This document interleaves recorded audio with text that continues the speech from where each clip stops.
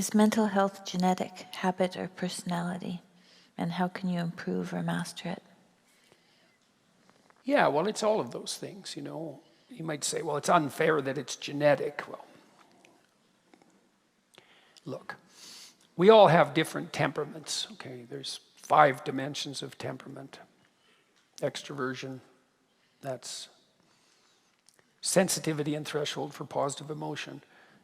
Neuroticism, that's sensitivity and threshold for negative emotion. Agreeableness, that's kind of maternal compassion and empathy versus a kind of tough, more individualized, what would you call it? Decisiveness. Yeah, good. Conscientiousness, that's dutifulness, industriousness and orderliness. Openness, that's creativity and interest in ideas. 5 dimensions. Okay. Where you land on those dimensions is determined to a large degree by the genetic lottery. And now there's some movement on each dimension that can occur as a consequence of socialization, but it's bounded by the place you landed when the cards were dealt, by the genetic code when you were born. And you might say, well, that's unfair. It's like, well, it's not unfair exactly. It's just, there's a randomness about it within a bounded world. And it's not unfair partly because every advantage comes with a disadvantage. So if you're extroverted, you're social and you're positive, but you're impulsive. And you can tilt towards hedonism and you can't stand being alone. If you're high neuroticism, well, you suffer a lot of anxiety and pain, but you're pretty sensitive to threat and you might see danger before anyone else does, and then you don't die.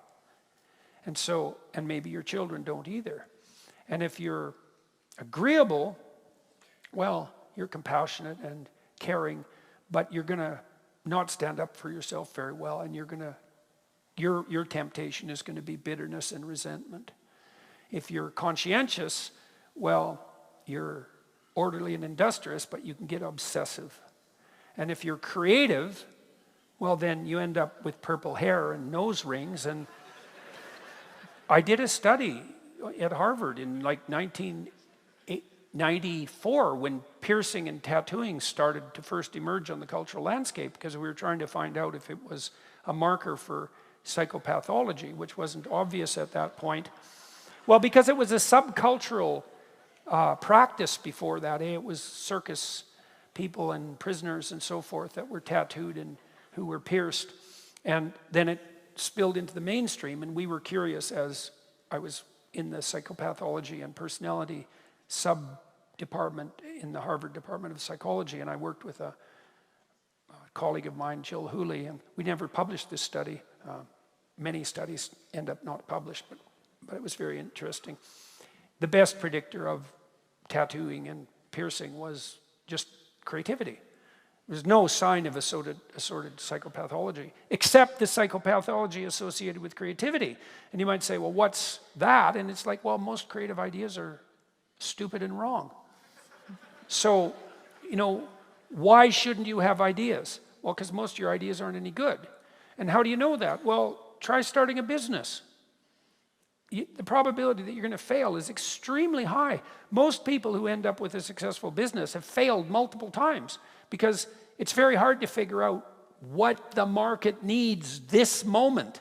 It's really hard, and so you'll flail around trying to hit that target. And if you're creative, you're going to come up with a lot of ideas, but that doesn't mean they're good. And even if they are good, doesn't mean they'll work.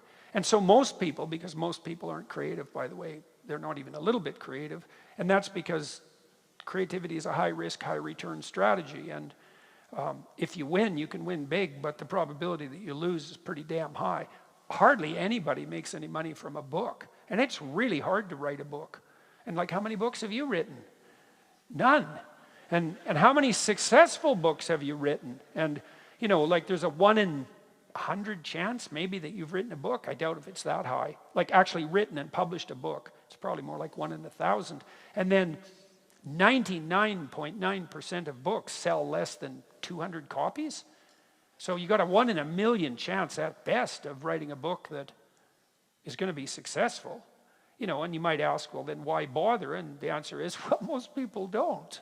That's how they solve that problem. Just don't do that, and then you won't fail.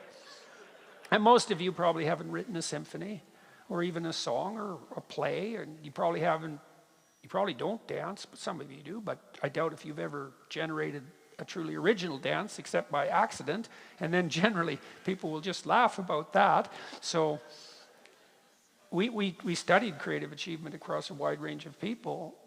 We had developed a 13 domain scale with 8 levels of competence in each domain. So on the musical front, it would be, you know, I have no training or interest in this area.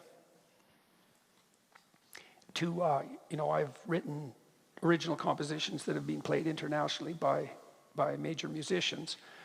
And you sum across all 13 domains, and the median score, which is the most typical score, is 0, and 70% of people score 0. And the next most common score is 1. And that's like, now you got 80% of people. Okay, what's my point? No matter where you land in the temperamental landscape, you're going to have your associated faults and temptations. And you're going to have your associated proclivity to your particular form of mental illness. So now, that might visit you if you're particularly unlucky, or you might fall into that if you're incautious. But you generally don't get an advantage without an attendant disadvantage. So that's on the genetic front, and then there's environmental variability, for sure. You can take a neurotic child. The studies have already been done on this. So some children by, let's say 2, although you can actually measure this by 6 months. So imagine you have a child in a room, a lab, and his or her mother is there, and the mother is sitting, and the child's here, and then a little wheeled robot is remote controlled in by the experimenter. Well, some kids will just run right over and engage with the robot, and other kids will hide behind their mother and then sort of peek out. And the ones who hide are higher in negative emotion. And then if it's a baby-eating robot, they're not dead, so that's their strategy. Whereas you know, hey, your kids are going to go play with a strange dog at the playground, you know, or not. And sometimes that's real fun, and sometimes it's no fun at all. And sometimes it's the, you know, kid who's hiding behind his mother's legs that doesn't have his face torn off by the pit bull.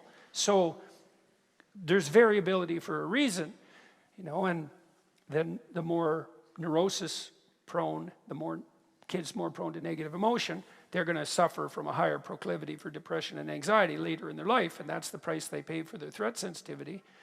But if you take those kids and you really encourage them to explore voluntarily instead of facilitating their proclivity to hide themselves, you can tilt them up into the normal range for negative emotion.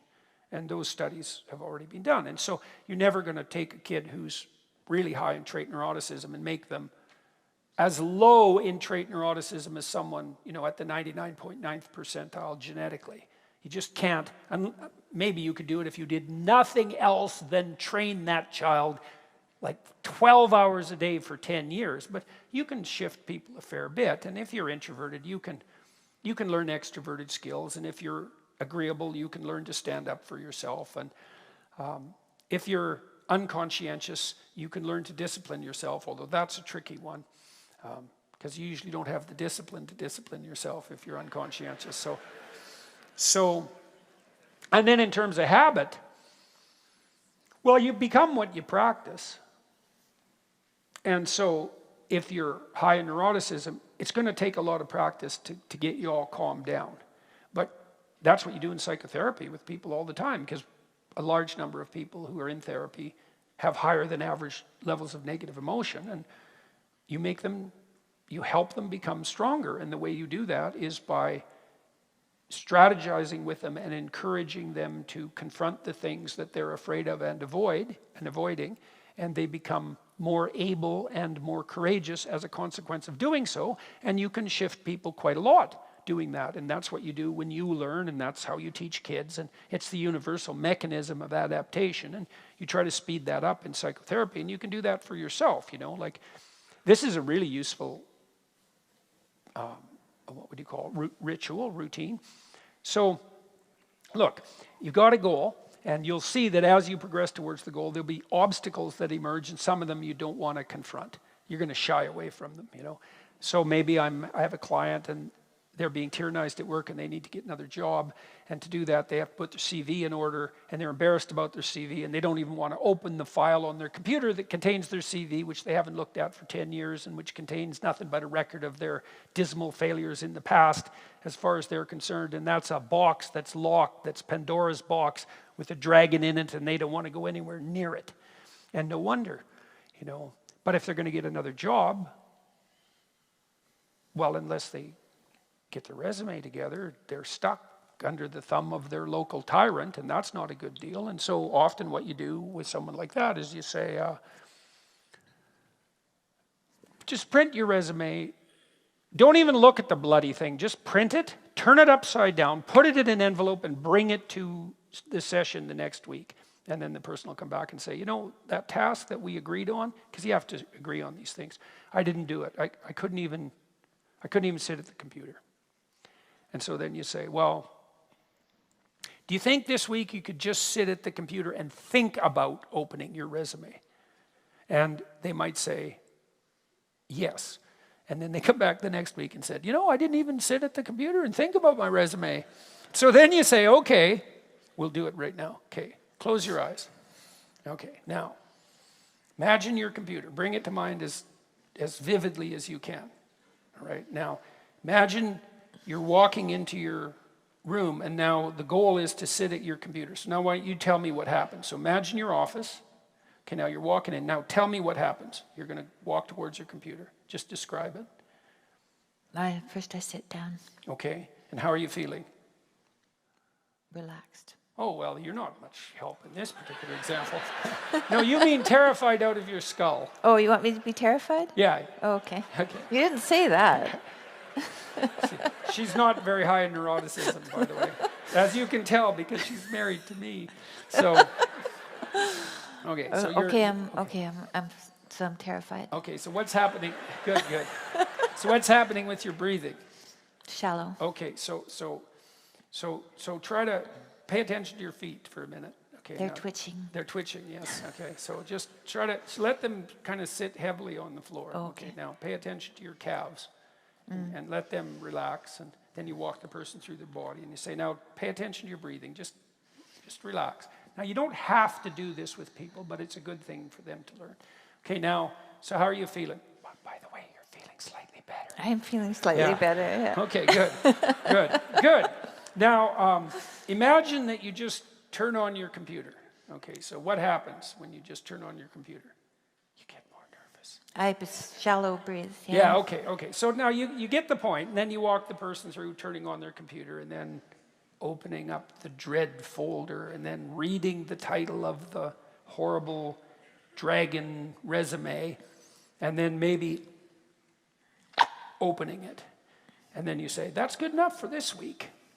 And then maybe the person can go home and just open their damn resume. And then maybe they can print it out and bring it to you. And then maybe you can go through the sub-reptiles one by one, you know, and clean out the snakes. It's like, well, what were you doing between 2011 and 2013? And the answer is, that is the last thing that I want to discuss with anyone, right? So there's a lacuna, there's a hole in the account, in the autobiographical account, and chaos itself is looking through that with all that disorder and shame and malevolence lurking in the background, and no one wants to look at that. You think, well, you didn't do a very good job between 2012 and 2013, and you've got a hole in your record, and we right, and we need to do something about that now. And so, you know, how do we address that so that you have a coherent account of yourself? And look, this could take a good while, right, to put that all back together. That's your whole past, to put that together in a manner that you could confidently bring forward to a new potential employer. But it's worth it if you escape from tyranny and you now have a coherent account of yourself and you've atoned for your past inadequacies, let's say, and you're ready to move forward. And partly what you do in therapy and partly what you should do with yourself is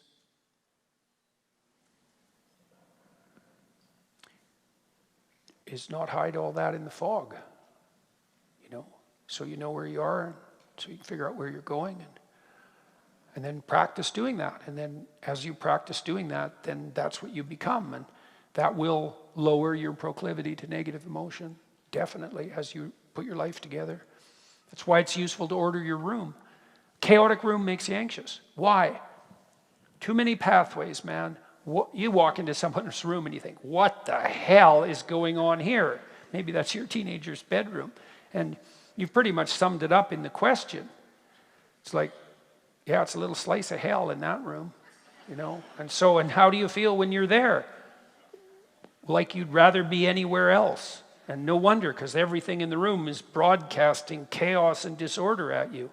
And so that's another thing I used to do with my clients, typical behavioral maneuver, which is, if you're anxious, organize your surroundings a bit. You know, simplify, declutter, organize bit by bit. Order, habitable order. The habitable order that is good. All of that. It's a recreation of the original Eden, metaphysically speaking. And you can do that very practically, and then you practice that, and that'll sort you out. You know, assuming you're not physically ill. And even then, sometimes, you know, to the degree you can get yourself, right together, Yeah. you know, bit by bit, you'll even push physical illness into abeyance, not least because you decrease your stress response, and that's fight or flight, and fight or flight stress responses inhibit your immune system. And so if you're always in a state of chaos, your immune system is suppressed and you're far more likely to become ill. So you put order in place of accidental chaos and everything snaps into place. And there isn't anything better you can do than that. And there's no limit to how much of that you can do. You know, you start locally. Start with the things that are right in front of you. There's plenty of problems that are right within your grasp. You know, they might seem trivial to you, but they're not, because the things you do aren't trivial. And that's just where you have to start. And then, you know, once you got yourself kind of ordered locally, well, then start making your relationships harmonious. And once you're good at that, then you got a whole group of people around you that are behind you, and then you can expand outward from there. And there's no end to that. That's the opportunity and responsibility. And that's the pathway to meaning. And that's the antidote to suffering. So those are all good things to know. And that's a good place to stop. So that's where we'll stop. Thank you very much, everyone. Thank you. You're welcome. Thank you, everyone. Very nice to see you all.